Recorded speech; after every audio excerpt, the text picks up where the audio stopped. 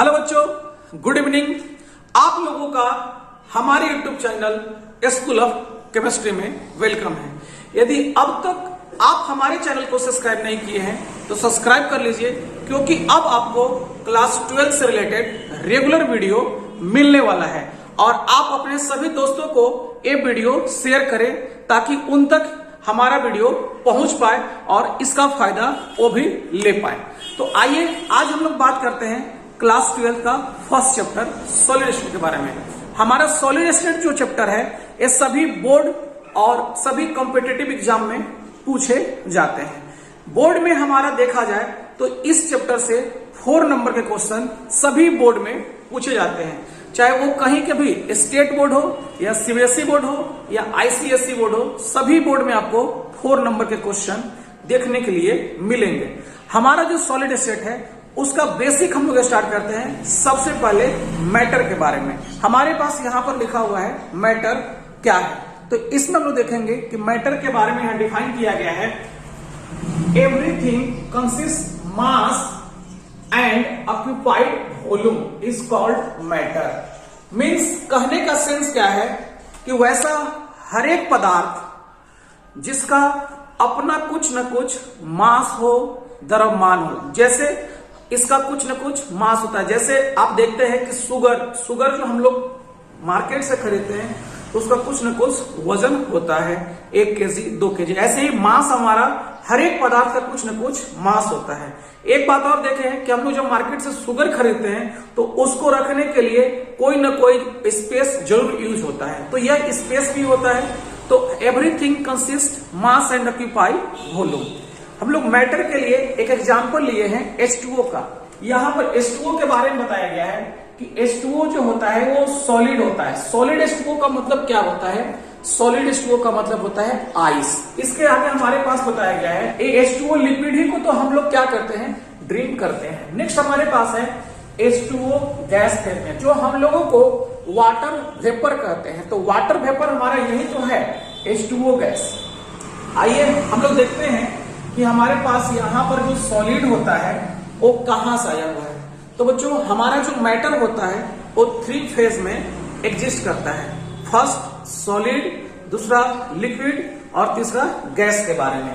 तो यहाँ पर हमारा सॉलिड भी है, लिक्विड भी है और गैस भी है। तो हम लोगों को यहाँ पर जो टॉपिक कवर करना है क्लास 12 में वो केवल और केवल सॉलिड टॉपिक को कवर करना है, क्योंकि क्लास 11 में ऑलरेडी हम लोग गैसियस फेज और लिक्विड फेज के बारे में चर्चा करते हैं स्टेट ऑफ मैटर चैप्टर के अंदर क्लास 11 में। तो हम लोग यहाँ पर केवल और केवल सॉलिड से रिलेटेड बात करेंगे। आइए हम लोग देखते हैं कि सॉलिड क्या होता है, क्या उसका कुछ अपना प्रॉपर्टीज भी होता है। तो यहाँ पर सबसे पहले हमारे पास लिखा हुआ है कुछ प्रॉपर्टीज है किसका, सॉलिड का। तो सॉलिड का जो प्रॉपर्टी है इसको देखते हैं। They have definite mass, volume and shape. बच्चों जो आपके पास सॉलिड होगा, जो सॉलिड होगा उसका कुछ न कुछ मास, फिक्स मास होता है, उसका कुछ वॉल्यूम जो होता है वो भी फिक्स होता है और उसका फिक्स शेप होता है। जैसे मान लीजिए आपके पास ये पेन है, तो यह जो पेन है इसका जो शेप है ये फिक्स शेप है, फिक्स शेप है। आप इसको तोड़ मड़ोड़ करके कुछ नहीं कर सकते हैं, इसका फिक्स शेप है। अगर आप इसको तोड़ दीजिएगा तो टुकड़ा में टूट जाएगा और फिर से ज्वाइन नहीं हो रहा है। तो इस सॉलिड का जो शेप होता है वो फिक्स होता है। जैसे मान लीजिए आपके पास इतना बड़ा सा स्टोन है, वह स्टोन को आप कुछ भी करके आप उसको दूसरा शेप में नहीं बना सकते हैं। तो यही चीज है हमारे पास कि सॉलिड का जो शेप होता है वो फिक्स होता है। ये प्रॉपर्टीज होते हैं सॉलिड के। कुछ और बात बताया गया है कि सेकेंड पॉइंट में कहता है कि इंटरमोलिक्यूलर डिस्टेंस आर शॉर्ट। सबसे पहले आपको जानना है कि सॉलिड का इंटरमोलिक्यूलर डिस्टेंस कहने का सेंस क्या है। तो जैसा कि आप लोग जानते हैं कि हर एक पदार्थ जो है वो कुछ न कुछ चीजों से मिलकर बना हुआ है। तो हमारा जो सॉलिड होता है वह एटम से बन सकता है या मोलिक्यूल से बन सकता है या फिर आयन से बन सकता है। तो जिन पदार्थों से मिलकर हमारा सॉलिड बना हुआ है, जो पदार्थ हम कह रहे हैं यहाँ पर, उस पदार्थ को हम लोग यहाँ पर कंस्टिट्यूएंट पार्टिकल कहते हैं। मतलब हमारा जो सॉलिड है वह एटम से बना है, मोलिक्यूल से बना है और आयन से बना है। मान लीजिए कि हमारा जो सॉलिड है वो बना हुआ है एटम से, हमारा जो सॉलिड है वो बना हुआ है एटम से। तो मान लीजिए कि एक एटम यहां पर हमारे पास है और इसके बगल में एक और एटम है। अब कहा जाता है कि इनके बीच का जो गैप है, ये जो गैप आपको बताया जा रहा है, एक गैप के बारे में कहा जाता है कि यह गैप आपका होता है बिल्कुल ही वेरी वेरी क्लोज होते हैं। मतलब इनके बीच में जो डिस्टेंस दिखलाया जाता है वो डिस्टेंस कम होता है, एक बात। और इनके बीच में जो यहां पर जो इसके और इसके बीच में जो फोर्स लगते हैं, इनके बीच में जो एक फोर्स लगते हैं, एक फोर्स लगने के कारण क्या होते हैं कि एक एटम दूसरे एटम के साथ स्टिक रहते हैं। स्टिक का मतलब होता है चिपके हुए रहते हैं। तो इनके बारे में कहा जाता है कि इनके बीच का अगर डिस्टेंस आपका बढ़ जाए, इनके बीच का डिस्टेंस अगर बढ़ जाएगा तो इनके फोर्स कम हो जाएंगे, और फोर्स कम हो जाएंगे तो ये तो लिक्विड में हो जाएंगे या फिर गैस में चले जाएंगे। तो यहां पर यही बात बताया गया है कि इंटरमोलिक्यूलर डिस्टेंस क्या है। तो इंटरमोलिक्यूलर डिस्टेंस, इनके बीच के जो डिस्टेंस है वो बहुत ही कम होते हैं, बहुत ही कम। लिक्विड में क्या होता है, डिस्टेंस थोड़ा सा बढ़ जाता है, और गैस में क्या होता है कि इनके जो एटम के बीच के डिस्टेंस है वो और ज्यादा बढ़ जाते हैं। ये होते हैं हमारे पास सॉलिड के कुछ प्रॉपर्टी। एक और बात बताया जा रहा है कि intermolecular forces strong. Intermolecular forces strong कहने का सेंस क्या है, इसको देखिए।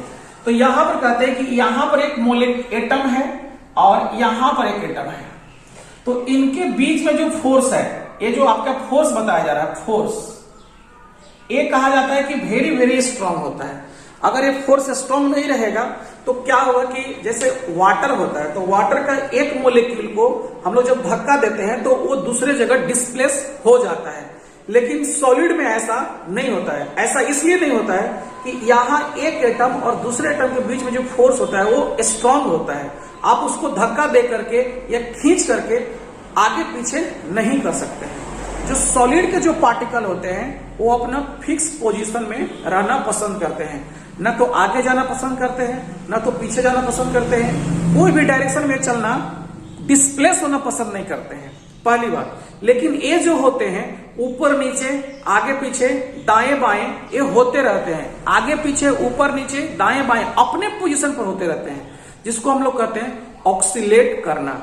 तो सॉलिड के जो पार्टिकल होते हैं, एटम होते हैं, मोलिक्यूल होते हैं, आयन होते हैं, ये अपने पोजीशन पर ऑक्सीलेट करते रहते हैं, केवल हिलते डुलते रहते हैं, बस ये बात होता है। अब हम लोग देखते हैं next point, dear constituent particles. इसके कंस्टिट्यूएंट पार्टिकल्स का मतलब जिन पदार्थों से मिलकर हमारा सॉलिड बना हुआ है। एटम हो सकते हैं, मोलिक्यूल हो सकते हैं और आयन हो सकते हैं। इनके बारे में कहा जाता है the constituent particle have fixed position and can only oxalate about their mean position.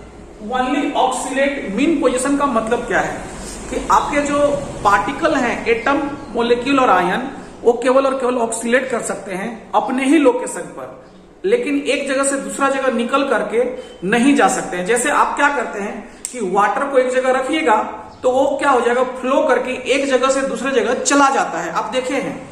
लेकिन एक चीज जो होता है, सॉलिड को कहीं पर रख दीजिए और वह एक जगह से दूसरे जगह नहीं जा पाता है। तो ये बात यहां पर क्लियर होता है। नेक्स्ट कहा जाता है दे आर इनकम्प्रेसिबल। मतलब आपके जो सॉलिड होते हैं, जैसे आपके पास मान लीजिए कि आपका घर का वॉल है जिसमें ईंट लगा हुआ है, आप उसको कंप्रेस नहीं कर सकते हैं, ये बात होता है। कंप्रेस सॉलिड जो होते हैं वो नहीं होते हैं। एक और बात बताया जाता है कि जो सॉलिड होते हैं वो रिजिड होते हैं। रिजिड कौन होते हैं? इसके एटम्स जो होते हैं, मोलिक्यूल जो होते हैं या आयन जो होते हैं वो रिजिड होते हैं। मतलब आप इसको क्या नहीं कर सकते हैं, तो एक जगह से निकाल करके आप इजिली इसको और दूसरे जगह ले जाकर के पुट नहीं कर सकते हैं। ये बात कहा जाता है रिजिड, फिक्स होते हैं। उनके जो पोजीशन होते हैं सॉलिड में, एटम के, मोलिक्यूल के और आयन के, उसको आप डिस्प्लेस नहीं कर सकते हैं। वाटर में कर सकते हैं, गैस में कर सकते हैं। आइए अब हम लोग देखते हैं कि सॉलिड जो हमारा होता है वो कितने टाइप का होता है। तो हमारा जो सॉलिड होता है वो दो टाइप का होता है। फर्स्ट जो टाइप रखा गया है, तो जो हमारे एटम है, मोलिक्यूल है और आयन, इनका अरेंजमेंट के बेसिस पर, इनका अरेंजमेंट के बेसिस पर हमारा जो सॉलिड होता है वो दो टाइप का होता है। फर्स्ट जो होता है वो क्रिस्टलाइन सॉलिड होता है और दूसरा जो होता है एमॉर्फस सॉलिड होता है। किसके बेसिस पर? अरेंजमेंट ऑफ कॉन्स्टिट्यूएंट पार्टिकल के बेसिस पर। नेक्स्ट हमारा जो सॉलिड का टाइप होता है वो बेस्ड ऑन फोर्स होता है। जैसे यहां लिखा हुआ था इंटरमोलिकुलर फोर्सेस आर स्ट्रॉन्ग, तो इस फोर्स के बेसिस पर जो हमारा सॉलिड होता है वो 5 टाइप का होता है। अब हम लोग देखेंगे जो हमारा सॉलिड है based on arrangement of constituent particle, उसके बेसिस पर हमारा जो सॉलिड होता है वो 2 टाइप का होता है, क्रिस्टलाइन सॉलिड होता है और एमॉर्फस सॉलिड होता है। आइए हम लोग यहाँ पर चेक करते हैं। पहला चेक करते हैं हम लोग क्रिस्टलाइन सॉलिड। जो हमारा क्रिस्टलाइन सॉलिड होता है उसको हम लोग अदर नेम ट्रू सॉलिड के नाम से भी इसको जानते हैं। क्रिस्टलाइन सॉलिड में क्या होता है कि जो आपके कॉन्स्टिट्यूएंट पार्टिकल होते हैं, एटम होते हैं या मोलिक्यूल होते हैं या आयन होते हैं, उनका जो अरेंजमेंट होता है वो रेगुलर होता है। और रेगुलर का मीनिंग जो है वो लॉन्ग रेंज ऑर्डर से है। लॉन्ग रेंज मतलब कि ऐसा नहीं है कि 2-4 एटम अरेंज होकर के और हमारा जो अरेंजमेंट है वो चेंज हो गया, ऐसा बात नहीं है। यहां पर क्या है कि लाखों करोड़ों जो एटम्स हैं वो सेम प्रॉपर्टीज को फॉलो करते हैं। मींस अगर सभी एटम्स के बीच में जो डिस्टेंस है वो फिक्स है तो उसी टाइप का फिक्स राइट साइड में जाएगा, लेफ्ट साइड में जाएगा, ऊपर साइड में जाएगा, डाउन साइड में जाएगा, आगे जाएगा, पीछे जाएगा। ये जो प्रॉपर्टीज होता है एटम्स का अरेंजमेंट का वो सभी डायरेक्शन में फिक्स होता है। ये वैल्यू आपको हमेशा देखने के लिए मिलेगा। यही चीज जो होता है जो arrangement of atom crystalline solid में मिलता है। नेक्स्ट जो होता है हमारा जो एमॉर्फस सॉलिड। एमॉर्फस सॉलिड में क्या होता है कि एमॉर्फस सॉलिड में जो आपके कंस्टिट्यूएंट पार्टिकल है वो शॉर्ट रेंज ऑर्डर होते हैं। शॉर्ट रेंज कहने का मतलब कि 10-5 जो एटम्स हैं वो आपको मिलेंगे फिक्स, उसके बाद क्या हो जाएगा फिर आपका जो अरेंजमेंट ऑफ एटम्स है वो क्या होगा, चेंज हो जाएगा।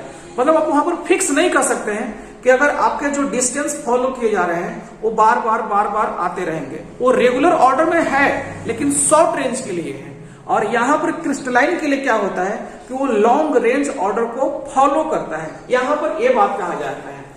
एमॉर्फस सॉलिड जो हमारे पास होता है उसको सूडो सॉलिड के नाम से जानते हैं या सुपर कूल्ड लिक्विड के नाम से जानते हैं। अभी आपका एक बोर्ड में क्वेश्चन पूछा गया है, सुपर कूल्ड लिक्विड किस टाइप के सॉलिड को कहते हैं? तो सुपर कूल्ड लिक्विड जो हमारा एमॉर्फस सॉलिड ही है। आइए हम लोग एक और चीज जानते हैं कि क्रिस्टलाइन सॉलिड का बेस्ट एग्जांपल जो हमारे पास है वो सोडियम क्लोराइड जो हमारा है वो बेस्ट एग्जांपल है किसका, क्रिस्टलाइन सॉलिड का। उसके बाद एक और एग्जांपल लगाया गया है क्वार्ट्ज। इसके आगे हम लोग देखेंगे कि इसमें क्या होता है।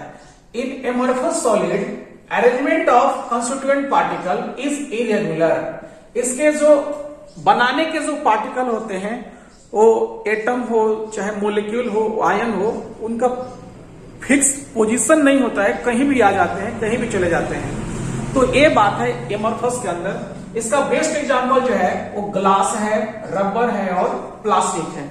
इसके आगे कहा जाता है कि इट है शार्प मेल्टिंग पॉइंट। इसका मेल्टिंग पॉइंट जो होता है वो शार्प होता है। कहा जाता है कि इसका जो मेल्टिंग पॉइंट होता है वो लो होता है। आप एमॉर्फस सॉलिड में क्या कीजिएगा, टेम्परेचर को बढ़ाइएगा तो ये जल्दी से जल्दी क्या हो जाएगा, मेल्ट होकर के लिक्विड में चेंज हो जाता है। इसके आगे कहा जाता है anisotropic in nature. Anisotropic in nature का मतलब क्या होता है कि किसी भी सॉलिड का वैसा प्रॉपर्टीज, चाहे वो इलेक्ट्रिकल हो या रिफ्रैक्टिव इंडेक्स हो, तो अगर आप देखिएगा इलेक्ट्रिकल प्रॉपर्टीज या रिफ्रैक्टिव इंडेक्स इन क्रिस्टलाइन सॉलिड, तो अगर अलग अलग आप डायरेक्शन में जाइएगा, अलग अलग डायरेक्शन मतलब आगे जाइएगा, पीछे जाइएगा, ऊपर नीचे, दाएं बाएं, वो जो डायरेक्शन कहा जा रहा है, तो यदि आप डिफरेंट डायरेक्शन में जाएंगे तो उनका इलेक्ट्रिकल प्रॉपर्टीज या रिफ्रैक्टिव इंडेक्स का वैल्यू जो है वो डिफरेंट मिलेगा। जैसे मान लीजिए कि आपका इलेक्ट्रिकल प्रॉपर्टीज देखिएगा तो यहां पर देखिए ऊपर से जब नीचे आइएगा, ऊपर से जब नीचे आइएगा तो आपका जो प्रॉपर्टीज है वो डिफरेंट टाइप का मिल जाएगा। यहां पर मान लीजिए कि आपको ये प्रॉपर्टीज मिल रहा है, जो हमारा स्फीयर है वो ब्लैंक स्फीयर वाला, क्लियर हो रहा है क्या, ये ब्लैंक स्फीयर वाला मिल रहा है। इसके बाद आप देखिएगा इसके लिए देखिए तो एक अलग टाइप का प्रॉपर्टीज मिलेगा। एक चीज और आप देख सकते हैं कि इधर में देखिए ध्यान से, यहां से लेके यहां तक देखिएगा तो इसका प्रॉपर्टीज अलग मिलेगा, क्योंकि जो एटम्स का अरेंजमेंट है वो हमारे पास है, एटम्स का अरेंजमेंट है वो डिफरेंट डिफरेंट है। क्या चीज है, अलग अलग एटम जो है अलग अलग अरेंजमेंट में फॉलो कर रहे हैं। तो यहां पर जो प्रॉपर्टीज होता है, इलेक्ट्रिकल प्रॉपर्टीज या रिफ्रैक्टिव इंडेक्स, उसका वैल्यू डायरेक्शन को चेंज करने के बाद वो चेंज होते रहता है। इसी चीज को हम लोग कहते हैं एनिसोट्रॉपिक। जो उसका प्रॉपर्टीज है, फिजिकल प्रॉपर्टीज अलग अलग डायरेक्शन में अलग अलग हो जाए, अलग अलग डायरेक्शन में फिजिकल प्रॉपर्टीज अगर चेंज होता है तो वैसे सब्सटेंस को कहते हैं एनिसोट्रॉपिक। जबकि यहां पर आइसोट्रॉपिक है। आइसोट्रॉपिक का मतलब क्या होता है कि इसका फिजिकल प्रॉपर्टीज जो होता है, कोई भी डायरेक्शन में जाइए, आप इधर जाइए या फिर इधर जाइए या फिर इधर जाइए, कोई भी डायरेक्शन में जाइए, इसका फिजिकल प्रॉपर्टीज जो है वो चेंज नहीं होता है। तो ये हमारे पास क्रिस्टलाइन सॉलिड और एमरफस सॉलिड के बीच में हर एक बोर्ड के लिए डिफरेंस लिखने के लिए आता है। आप इसको अच्छे से देख लीजिए क्योंकि आपको ये काम में आएगा। ओके बच्चों, बाय। यदि आप लोगों को हमारा वीडियो पसंद आया तो आप सभी दोस्तों में शेयर कीजिए, लाइक कीजिए, और अगर आप हमारे चैनल को अब तक सब्सक्राइब नहीं किए हैं तो सब्सक्राइब कर लीजिए।